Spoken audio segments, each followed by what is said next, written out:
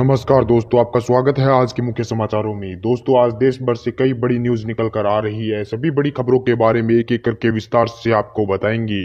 उससे पहले दोस्तों, अगर आप भी देश में निष्पक्ष पत्रकारिता का समर्थन करते हैं तो इस वीडियो को लाइक कर दें। साथ ही हमारे चैनल को सब्सक्राइब करके बेल आइकन को जरूर दबा दें, जिससे देश में निष्पक्ष पत्रकारिता करने वाले पत्रकारों का मनोबल बढ़े तथा वे ज्यादा से ज्यादा निष्पक्ष पत्रकारिता कर सके और साथ ही आम गरीब जनता की आवाज उठा सके।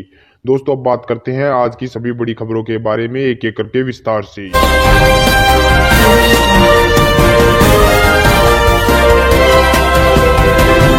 कांग्रेस के वरिष्ठ नेता दिग्विजय सिंह ने एक बार फिर से प्रधानमंत्री मोदी पर बोला हमला। कहा, मोदी जी का अहंकार इसी प्रकार रहा तो देश भी तबाह होने से नहीं बचेगा। जी हां दोस्तों, आपको बता दें कि आज मध्य प्रदेश में मुख्यमंत्री शिवराज सिंह चौहान के कैबिनेट का विस्तार हो रहा है। वहीं दूसरी ओर प्रदेश के पूर्व मुख्यमंत्री व कांग्रेस के वरिष्ठ नेता दिग्विजय सिंह ने एक बार फिर से प्रधानमंत्री मोदी पर हमला बोला है। उन्होंने ट्वीट करते हुए कांग्रेस महासचिव प्रियंका गांधी का एक वीडियो शेयर किया और लिखा कि अहंकार ने रावण की लंका लगा दी और दुर्योधन के अहंकार ने महाभारत का युद्ध करा दिया।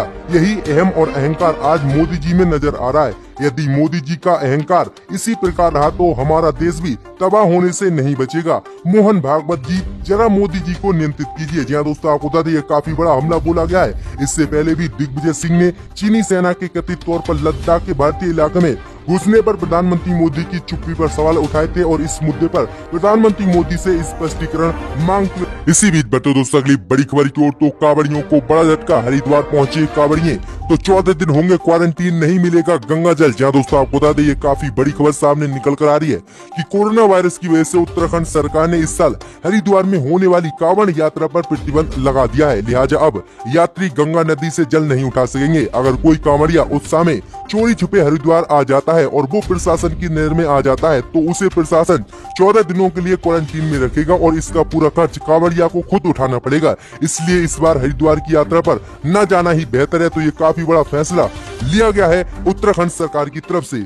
इसी बीच बढ़ते दोस्तों अगली बड़ी खबर की ओर तो चीनी सैनिकों ने भारत की जमीन पर कब्जा कर लिख दिया चीन। सैटेलाइट फोटो में आया नजर मोदी सरकार की खुली पोल। जी दोस्तों आपको बता दें ये काफी बड़ी खबर सामने निकल कर आ रही है कि बीजिंग ने भारत के साथ सीमा के पास विवादित भूमि के एक टुकड़े पर चीन की सेना ने आज कब्जा किया है, जिस पर विशाल अक्षरों में मंदिर भाषा में चीनी सैनिकों ने चीन शब्द भी लिख दिया है और इस पर अपना दावा आज जताया है। वहीं आपको बता दें कि सैटेलाइट इमेज से ये खुलासा हुआ है और सैटेलाइट इमेज में साफ दिख रहा है कि हिमालय में विवादित क्षेत्र का एक स्थान जिसका नाम पेंगोल झील है, उसके पास चीनी सैनिकों ने इस पर कब्जा किया है और इस पर चीन भी लिख दिया है। वहीं आपको बता दें कि इस क्षेत्र में उन्होंने कई कैंप भी बना लिए हैं। तो ये मोदी सरकार के लिए काफी बड़ा झटका है, क्योंकि मोदी सरकार लगातार बोल रही है कि चीन ने किसी भी क्षेत्र में कब्जा नहीं किया, लेकिन आज ये फिर बड़ा खुलासा हुआ है सैटेलाइट फोटोज के जरिए। इसी बीच बढ़ते दोस्तों अगली बड़ी खबर की ओर तो प्रियंका गांधी के बंगला खाली कराने के आदेश पर भड़की अलका लंबा। कहा, ये तो बस एक बहाना है,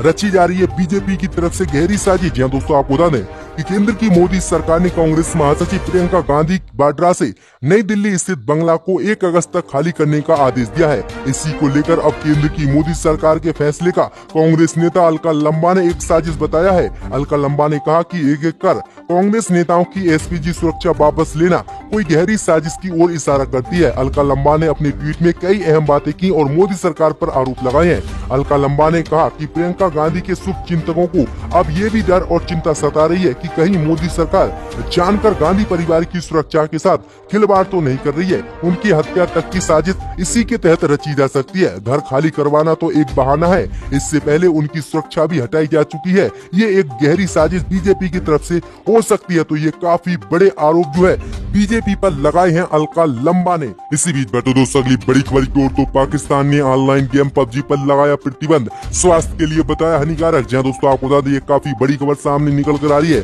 कि पाकिस्तान ने बुधवार को लोकप्रिय ऑनलाइन गेम पबजी पर प्रतिबंध लगा दिया है। वहीं आपको बता दें कि देश की टेली कम्युनिकेशन अथॉरिटी पीटीए ने पबजी गेम को खिलाड़ियों के स्वास्थ्य के लिए हानिकारक बताया था। पाकिस्तान टेली कम्युनिकेशन अथॉरिटी ने ट्वीट कर पोस्ट में कहा कि पीटीए को पबजी के खिलाफ कई शिकायत मिली, जिसमें कहा गया कि ये गेम नशे की लत, समय की बर्बादी और बच्चों के शरीर और मनोवैज्ञानिक स्वास्थ्य पर गंभीर नकारात्मक प्रभाव डालता है, जिसके बाद आज पबजी को पाकिस्तान में बंद कर दिया गया है। तो ये काफी बड़ी काम किया है पाकिस्तान ने। इससे पहले भारत ने भी 59 चाइनीज ऐप को बंद कर दिया था।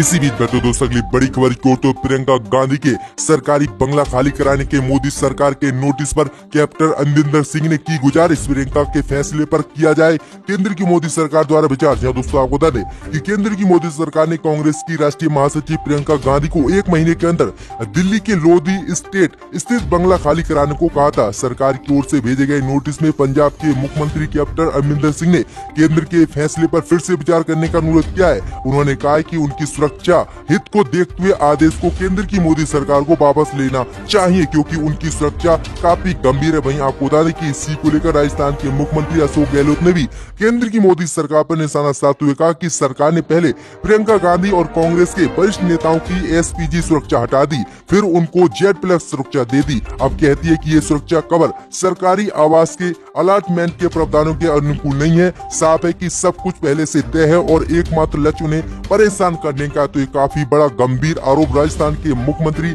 अशोक गहलोत ने लगाया है। इसी बीच बैठो दोस्तों अगली बड़ी खबर की ओर तो मध्य प्रदेश में शिवराज सिंह चौहान के मंत्रिमंडल विस्तार से पहले बोले सिंधिया अन्याय के खिलाफ संघर्षी धर्म। जहाँ दोस्तों आपको बता दें कि मध्य प्रदेश में शिवराज सिंह चौहान सरकार का आज मंत्रिमंडल विस्तार होना है। मंत्रिमंडल के विस्तार से पहले ही पूर्व केंद्रीय मंत्री ज्योतिरादित्य सिंधिया ने अन्याय के खिलाफ छेड़े गए संघर्ष को धर्म बताया है। वहीं आपको बता दें कि सिंधिया भोपाल में जो है मध्य प्रदेश के मुख्यमंत्री चौहान के मंत्रिमंडल के दूसरे विस्तार समारोह में हिस्सा लेने के लिए पहुंचे और इसी के बीच उन्होंने ट्वीट कर कहा कि अन्याय के खिलाफ छेड़ा गया संघर्ष ही मेरा धर्म है। वहीं आपको बता दें कि गौरतलब है कि राज्य में सिंधिया के कारण ही बीजेपी सरकार बनी और इसी कारण जो है कांग्रेस सरकार जो है मध्य प्रदेश में गिरी। वहीं आपको बता दें कि आज मंत्रिमंडल में जो है सिंधिया समर्थकों को डिप्टी सीएम पद की जिम्मेदारी दी जा सकती है। इसी बीच बैठो दोस्तों अगली बड़ी खबर की ओर तो चीनी ऐप टिकटॉक की तरफ से केस नहीं लड़ेंगे कांग्रेस नेता अभिषेक मनु सिंघवी। जहाँ दोस्तों आपको बता दिए काफी बड़ा झटका टिकटॉक ऐप को लगा है कि कांग्रेस नेता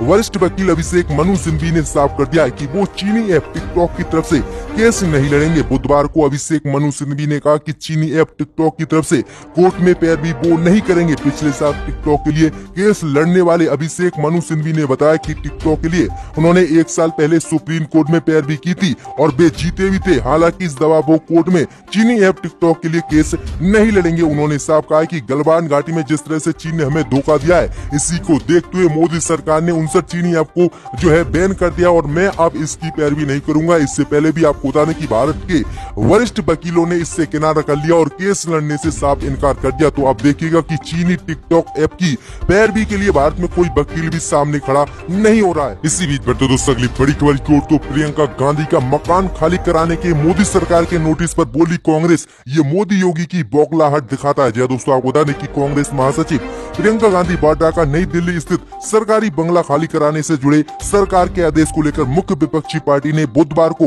मोदी सरकार पर आरोप लगाया है और कहा है कि ये कदम प्रधानमंत्री मोदी और उत्तर प्रदेश के मुख्यमंत्री योगी आदित्यनाथ की बेचैनी को दिखाता है। वहीं आपको बता दें कि पार्टी के मुख्य प्रवक्ता रणदीप सुरजेवाला ने कहा कि आवास खाली कराने से प्रियंका गांधी और कांग्रेस डरने वाली नहीं है तथा वे देश एवं उत्तर प्रदेश की जनता की आवाज उठाते रहेंगे। उन्होंने एक बयान में दावा किया है कि भाजपा व मोदी सरकार की कांग्रेस नेतृत्व से अंधी नफरत तथा प्रतिशोध की भावना जग जाहिर है। अब तो वह और ऊंची हरकतें व हथकंडों पर उतर आए हैं। प्रियंका जी का मकान खाली कराने का नोटिस मोदी जी योगी जी की बेचैनी को दिखाता है। तो ये काफी बड़ी बात कही गई है कांग्रेस